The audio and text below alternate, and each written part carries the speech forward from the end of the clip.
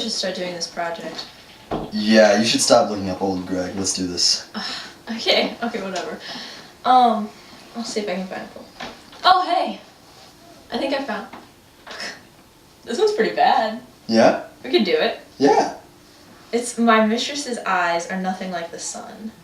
It's Shakespeare. Oh, so it should be really soppy. Yeah. Alright. I bet it's all like dramatic and Oh, stuff, yeah. and it's like, I love her so much, and she's like, I don't know. I bet. Romeo and Juliet type stuff. Yeah. Okay, let's see. My mistress's eyes are nothing like the sun. Coral is far more red than her lips red. If snow be white, why then her breasts are dun. If hairs be wires, black wires grow on her head. That's not really a soppy. That's kind of mean. What a jerk. Do you think... Well, he's like describing her hair as black wires. That's pretty figurative, but it's not nice figurative language. No, it's really... Yeah. Do you think... I mean, he's saying that her eyes are not like the sun, which could be good, like off the bat when you first... Right, but then when it's saying that coral is far more red than her lips red, that's kind of an insult. Yeah, they make coral lipstick. Right. People like that. Right. But he doesn't... He's saying her lips are like pale and like gross. Ugh. And that her breasts are done and blackish.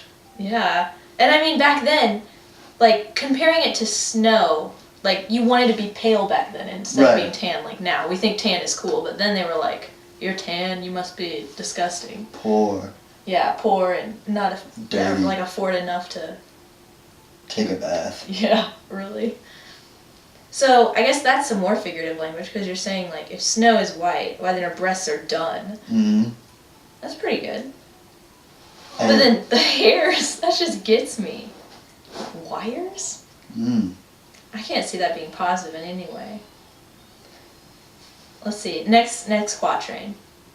I have seen roses damasked, red and white, but no such roses see I in her cheeks. And in some perfumes is there more delight than in the breath that from my mistress reeks. Yuck. That's awful. I mean, I know they didn't have Tic Tac back then, but still, I mean, you don't just insult people on their breath. I mean, they didn't have much dental care then, really. Right, but I mean, still. That's cruel. I mean, roses damasked, red and white. That kind of gives you a good picture of roses in your head, and you're like, oh, those are pretty, and then no roses in her cheeks. Right, so like, she is not pretty whatsoever. So she's pale, she's pasty, but she's done. Well, she's not... Right, like, there's no color in her cheeks, and she's just gray. Blah. Ugh. And smelly. Yeah, for real. Some perfumes is there more delight than in the breath from my mistress reeks. That's rough. I mean, reeks is such a strong word. Mm-hmm. I don't know. That's pretty serious. Let's see. I love to hear her speak, yet well I know that music hath a far more pleasing sound.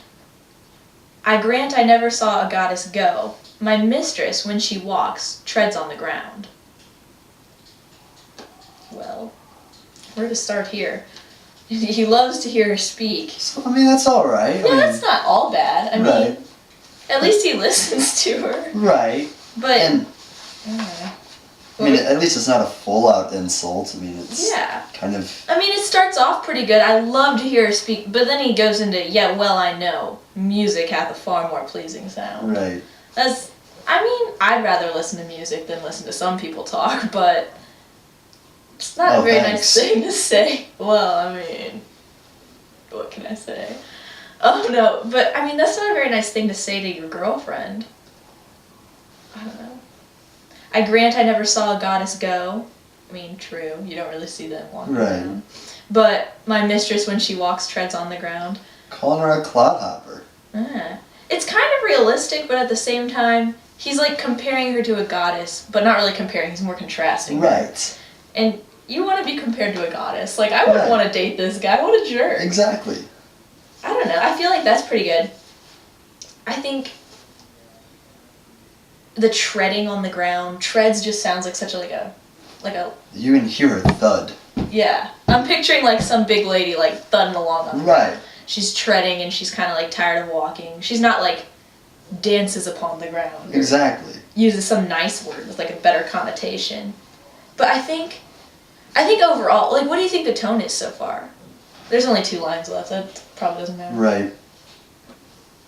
What kind of tone do you think? I feel like it's kind of like insulting. It's really insulting. Critical. Yeah, he's really critical of everything about her, and he's like contrasting her to things that are beautiful. Right. Like roses and coral or the sun, snow. I mean, that makes him really superficial. Yeah, it does seem pretty superficial. Because he's talking about how she's not any of these things. And he's like kind of mocking her too. Right. There's like a lot of bad tone in this. I feel like he's just kind of a jerk. How are you picturing this? Like, if you were like, see this lady? To be or not to be? No, too pretentious. I'll write a poem for my love. A poem? About me? Tell me I'm pretty. Tell me I'm pretty. Tell me. No, tell me I'm pretty. You're lovely, Rose. My lovely Rose. Talk about my eyes. I'm mentioning your eyes. Oh, really? That's so good. Talk about my breath. Isn't it really good? Oh, what'd you have for breakfast, sweetheart? Well, there was an onion in it. I can tell. Oh, thank you, thank you. Talk about my chest. Just talk about my chest a little bit, please. I love your chest. Yes. Of course I'll mention it. And my cheeks. Lovely like a rose. What about how I walk? I walk really graceful, right? Oh, so graceful. I'm really happy. Like a goddess, you could say. Ooh. Don't flatter yourself. You don't want to sound too pretentious, I don't know, full of yourself. Well, we're going to be honest with our poem. Honest? What are you writing? My mistress's eyes are nothing like the sun. My breath reeks?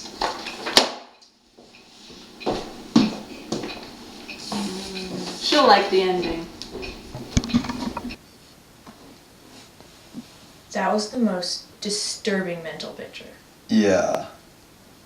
Let's not think about that stuff again. Yeah, that's a good idea. This poem is weird. Okay, last 2 lines. They don't matter. And there's just 2. And yet by heaven, I think my love is rare, as any she belied with false compare. Does that change the whole poem? Wait, that was a compliment? He just complimented her. Yeah. But he's been bashing her this whole time. As any she belied with false compare. So, I mean, like, it's kind of like saying, well, she's not a goddess, He's being, like, honest about it. Right, she's true. She's a real person. I mean, that makes it almost appreciative. If you really think about it, he's described her kind of as just a real person the whole time. Right. And not as some ugly troll lady. Right. Oh. Well, and yet by heaven, I think my love is rare. I mean, he's like saying, like, she's kind of like a gift from heaven to him, you know? Right. Like, and they have a rare love. So, as any she belied with false compare. So he's saying he's like kind of being honest about it. Exactly. And she's just as special as anyone that gets described as a rose or a goddess. Right. I mean, that really makes it an unconventional compliment. So, yeah, he's complimenting her. It's very unconventional and pretty sincere. Right. That's the tone? Is that the tone? I think so.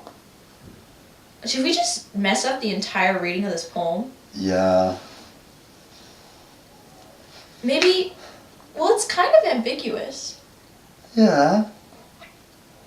But without the last 2 lines, you would never know. That's right. Yeah. I wonder. Let's try reading it again. Okay. Reading this. Take 2. Here we go. My mistress's eyes are nothing like the sun. Coral is far more red than her lips red. So, I mean, really, he's just making her into a person. Yeah. I mean, no one really has coral red lips. Right. Except your fairy book characters that are just penciled in, and they're not real people. So you're right, he's making her a real person. Okay, if snow be white, why then her breasts are dun. if hairs be wires, black wires grow on her head. That's still getting me. Well, I mean, it says here that, like, although it's unflattering now, during the Renaissance, I mean, they used threads of beaten gold in jewelry. So wires could actually be a compliment because it's gold and not just aluminum metal. So it's not like a metal cord you'd think of today, I guess. Right. It's more like jewelry. Exactly. So I guess he's kind of paying her a compliment in that by saying that black wires grow on her head. So it's not gold. She's not the perfect blonde, but right. She has pretty black hair. It's regardless of the color, it's still a treasure. Ooh, that's good. I have seen roses damasked, red and white, but no such roses see I in her cheeks. And in some perfumes is there more delight than in the breath that from my mistress reeks. Well, I mean, reek and stink weren't synonyms back in Shakespeare's time. Really? I mean, yeah. Like, although it's not saying, like, that her breath smells as pretty as every perfume out there, whose does? I mean, it really just makes her realistic, and I mean, that makes her even more important. True. You have a good point. Because, I mean, you're right, no one's breath smells delicious. Like, you wouldn't compare someone's breath to perfume even on a good day. Well, I mean, mine, but... Oh, yeah, whatever. But I think you're right about that. And, yeah, she doesn't have the best color. You've seen roses red and white, but no one is the color of a rose except a rose. Exactly. So, he's just kind of being more, like, honest and sincere with his description rather than just, like, this, oh, you're so wonderful, you're so beautiful sort of thing, like Romeo and Juliet type thing. Right. And then... I could see that. I love to hear her speak, yet well I know that music hath a far more pleasing sound. Well, I mean, her voice is music to my ears has been like... So cliche. Exactly. It's been a cliche even then. And so, I mean, it's not talking like... It's not objectifying her. It's not saying that she's just a song. It actually means that she has a voice. Ooh. So kind of like, okay, in a dollhouse, Torvald is always comparing Nora to his little songbird, and she's flittering around, and she's singing him a little song, and always happy. Well, he's kind of giving her a voice. Right. He's saying, I like to hear her speak. And, I mean, in Renaissance times, that's kind of unheard of. Exactly. No girls had voices back then. Right. So, way to go, Shakespeare. That's pretty cool. Like, that's like verging on feminism, I'd almost say. Just a little? A little bit. Maybe a little? Okay. So, almost last. I grant I never saw a goddess go. My mistress, when she walks, treads on the ground. That's not bad. It's not... I mean, like, treads doesn't have to mean thomping on the ground. Treads can just mean walk. And I mean, it could even be a diss on the first one. I grant I never saw a goddess go. So I mean, like, saying what the typical Petrarchan poem would have been, would it be compare her to something that you've never seen, something more beautiful than what you could ever see. But what Shakespeare's saying is the better thing, the more beautiful thing is what's right in front of your eyes, what's real. Ooh, that's good. Something that has both feet on the ground. Yeah, she's a real person. She's obviously just like you said, got both feet on the ground. She's not something that he has to try to imagine or make up for himself, because she's there and she's beautiful on her own. That's awesome. I actually like this poem. He's not a jerk. Right. I totally read it wrong the first time. Okay, and then you get to the last couplet, or couplet, however you say it, and in that he's saying, and yet by heaven I think my love as rare as any she belied with false compare. So, like we said earlier, this is kind of where you figure out, I guess, that he's not dissing her. And then when you reread it, you're like, whoa, he wasn't dissing her really at all. Exactly. This is why we've got to read poems more than just once through. Yeah, Carol was right. Well, so I guess overall, you can see that he's using all this imagery to describe her, about how her eyes being nothing like the sun, so they're like, you wouldn't picture them as bright, and how her lips are not as red as coral, and snow is white, and her breasts are dun, and like he's giving us contrasting images, like black wires and roses and all that stuff, but it all goes towards this greater purpose of explaining how she's a human being. Right. That's good. That's pretty good use of the figurative language and imagery. That's really throughout good. the poem. And then I think that the way, like, some of it contributes, like, how would you say some of it contributes to the meaning of the poem? Do you think?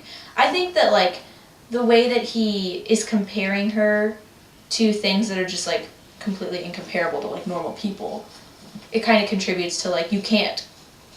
She's not. Exactly. She's just real. None of us are gods or goddesses, but, I mean, what's real is actually quite beautiful, is what he's saying. And I think his tone, like we said earlier, it's pretty unconventional for his time. Right. What with the little shout out to liking to hear her speak. Exactly. I mean, and also the common thing to do would be the Petrarchan concept, where it'd always be comparing to Cupid's love or comparing to the sun or the stars. Yeah. And what he's doing is saying, I'm not no. going to compare her to that because she's not that. She is her own person. Exactly. I like it. I like it too. My mistress's eyes are nothing like the sun. Coral is far more red than her lips red. If snow be white, why then her breasts are dun. If hairs be wires, then black wires grow on her head. I have seen roses damasked, red and white, but no such roses see I in her cheeks. And Go. in some perfumes is there more delight than in the breath that from my mistress reeks. I love to hear her speak, yet well I know that music hath a far more pleasing sound. I never saw a goddess go. My mistress, when she walks, And yet treads by on heaven I think my love as rare as any she belied with false compare.